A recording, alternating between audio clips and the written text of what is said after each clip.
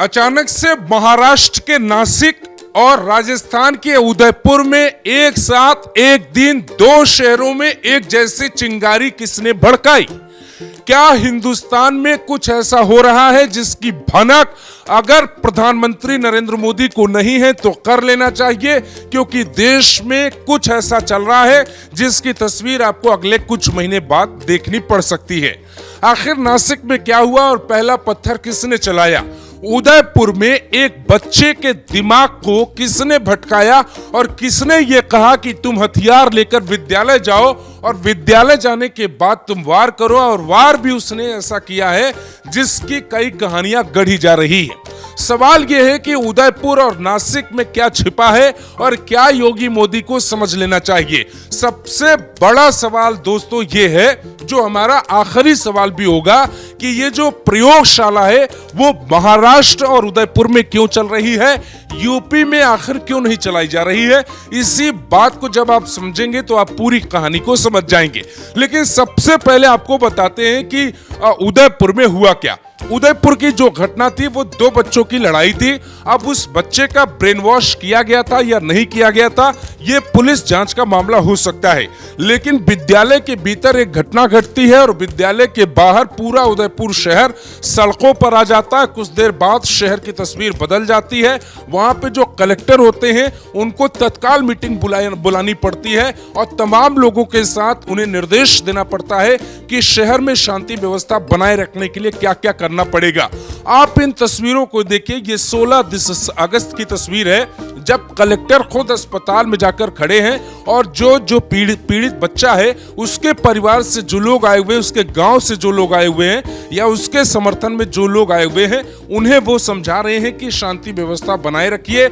हम जो है जिसने भी ये किया है, जिस भी इंटेंशन से किया है, हम उससे सजा देंगे। लगभग 18 घंटे बाद ही घटना के वहां पे नगर निगम पहुंचता है उदयपुर में और जो आरोपी का घर था उसे गिरा दिया गया। शायद ये देश में पहली घटना है जब किसी नाबालिग के अपराध के बाद उसके घर पे इस तरीके से त्वरित बुलडोजर चलाया गया है। तो सवाल ये उठता है कि क्या उदयपुर और नासिक में बुलडोजर को यह कहा जा रहा है कि तुम मुझे कुचल दो? सीधे शब्दों में अगर आप इस बात को समझिए तो क्या बुलडोजर के पास शिकार को भेजा जा रहा है? ये बहुत अंदर की बात है दोस्तों, इसको जरा ठीक से समझिए। उदयपुर के भीतर जो तस्वीरें आपने देखी, ठीक वैसी तस्वीरें महाराष्ट्र के नासिक में भी देखने को मिली, जहां बांग्लादेश के जो हिंदू हैं उनके खिलाफ जो वहां पे चल रहा है उसमें बहुत कुछ चल रहा था और उसी का विरोध करते हुए नासिक के भीतर भी कई हिंदू समर्थक वहां पर बैठे थे और कह रहे थे कि वहां पे हिंदुओं पर अत्याचार रुकना चाहिए। लेकिन उन पे पत्थरबाजी की गई। प्रशासन ने अभी तक 15 लोगों को गिरफ्तार किया है। लेकिन सबसे बड़ा सवाल है कि आखिर उन्होंने उस भीड़ में पहला पत्थर किसने चलाया। लेकिन सबसे पहले आपसे एक सवाल पूछना चाहते हैं। 28 जून साल 2022 को कन्हैया जो दर्जी था जो उदयपुर का, उनकी जो है हत्या की गई और उसके बाद नुपुर शर्मा, कन्हैया कुमार, तमाम लोगों का नाम सुर्खियों में रहा, यहां से लेकर तमाम मुस्लिम देशों में। और उसके ठीक 26 महीने बाद उदयपुर में एक घटना और होती है। लेकिन सवाल यह है कि जो लोग वहां पर बहुत पहले से गुस्से में बैठे थे, उनकी तरफ से नहीं बल्कि दूसरी तरफ से इस तरीके का हमला जोड़ दिया जाता है और ऐसा कहा जाता है कि एक पक्ष को भड़काने की कोशिश की जा रही है। जिस बच्चे पर चाकू से हमला किया गया है वो फिलहाल आईसीयू में बंद है और आरोपी का घर बुलडोजर ने तोड़ दिया है। इस पे तमाम सवाल उठाए जा रहे हैं कि क्या नाबालिग के आरोपों के बाद क्या उसके घर पे बुलडोजर चलना चाहिए या नहीं। ये तर्क और वितर्क का मामला हो सकता है। लेकिन सबसे बड़ी बात यह है दोस्तों कि जो घटना घटी, बच्चे को क्या किसी ने ट्रेन किया था? क्या बच्चे का ब्रेन वॉश किया गया था? क्या बच्चे को बाकायदे प्लानिंग के साथ विद्यालय में हथियार लेकर भेजा गया था? ऐसे हजारों सवाल लोगों के दिमाग में घूम रहे हैं। और क्या नरेंद्र मोदी को चेक किया जा रहा है? क्या नरेंद्र मोदी को ये चैलेंज किया जा रहा है कि जब आपकी सीटें कम हैं और जब आप कमजोर सरकार चला रहे हैं तो क्या वाकई में आप अपने हिंदुत्व वाले नैरेटिव को जिंदा रख पाएंगे? इसीलिए ये जो प्रयोगशाला है वो प्रयोगशाला राजस्थान में चलाई जाती है, ये जो प्रयोगशाला है वो महाराष्ट्र के नासिक में चलाई जाती है, ये प्रयोगशाला यूपी में क्यों नहीं चलाई जाती?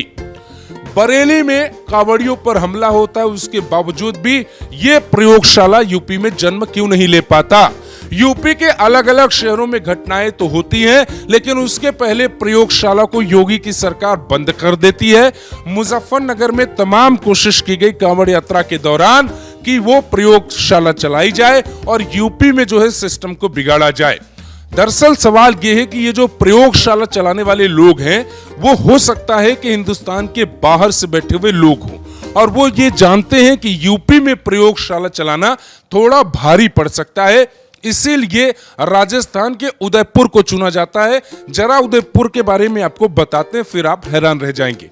उदयपुर में जो है बीजेपी ने लोकसभा चुनाव में एक ऐसी जीत दर्ज की थी जो रिकॉर्ड मानी गई और बड़े नंबरों की जीत को लिस्टेड किया गया।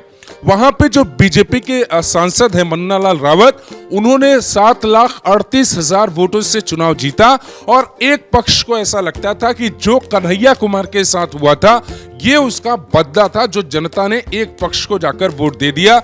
जितनी मतलब जो पूरे लोकसभा चुनाव में जो वोटिंग हुई थी उससे सिर्फ 5% कम वोट जो है वो मन्ना लाल रावत को मिले थे। आप समझ सकते हैं कि कितने बड़े नंबर में उनको लोगों ने वोट किया था।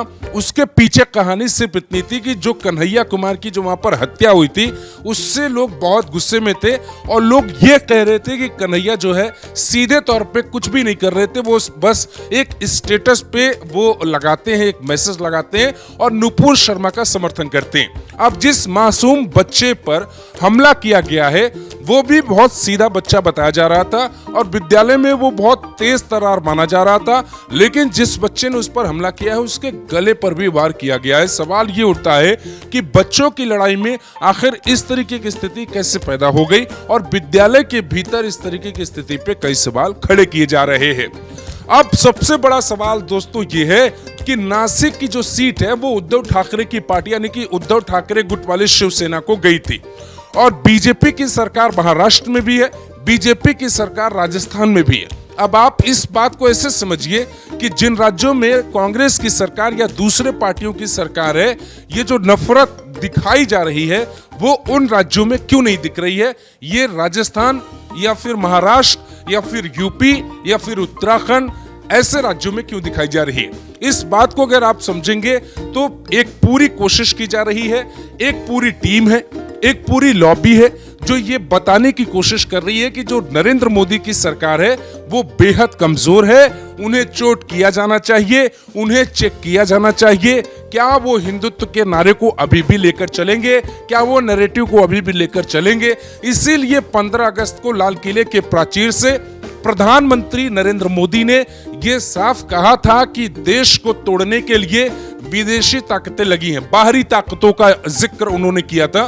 तो ये बाहरी ताकतें हैं कौन और क्या उदयपुर और नासिक जैसे शहरों में उन बाहरी ताकतों का प्रयोगशाला खुल चुका है?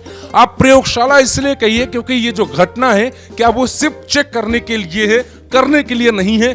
जिस तरीके से उदयपुर के भीतर एक पूरा माहौल बन गया, नासिक के भीतर माहौल बन गया, आप देखें कि कैसे झारखंड के जो सीएम है हेमंत सोरेन, उन्होंने एक मॉल का उद्घाटन किया था, लेकिन उस मॉल में जब कांवड़िए जाने लगे तो मॉल के प्रशासन ने उन्हें रोक दिया। आप इस बात से समझिए कि कैसे जहां पर बीजेपी की सरकारें नहीं है वहां का कानून अलग हो रहा है, जहां की बीजेपी की सरकारें वहां का कानून अलग हो रहा है और जो भी ताकतें लगी हैं देश को तोड़ने के लिए वो अपने प्रयोगशाला को हर एंगल से चलाने की कोशिश कर रहे हैं। दुनिया भर की रिपोर्ट ये दावा कर रही है कि भारत में आने वाले वक्त में कुछ बड़ा होने जा रहा है और नरेंद्र मोदी ने इसी बात का जिक्र लाल किले से किया है कि देश के लिए आने वाला वक्त इतना आसान नहीं होने वाला है। अब आप अंदाजा लगाइए उदयपुर की घटना पे जो बुलडोजर चला है क्या वो सही चला है? उदयपुर की घटना के पीछे क्या साजिश की बू है ये भी आप पता लगाइए और आप ये भी पता लगाइए कि जिन लोगों ने नासिक में हिंदुओं के लिए जो आंदोलन चल रहा था उन पे जो पत्थर मारे वो कौन लोग थे, उनको किसने भड़काया या उनके मन में ये नफरत किसने भड़काई कि बांग्लादेश के हिंदुओं की आवाज उठाने वाले हिंदुस्तान के हिंदुओं पर उन्हीं के घर के सामने पत्थर मारने पड़े या मारा गया। अगर आपको हमारा ये वीडियो पसंद आया हो तो लाइक, सब्सक्राइब और शेयर जरूर करें and don't forget to press the bell icon.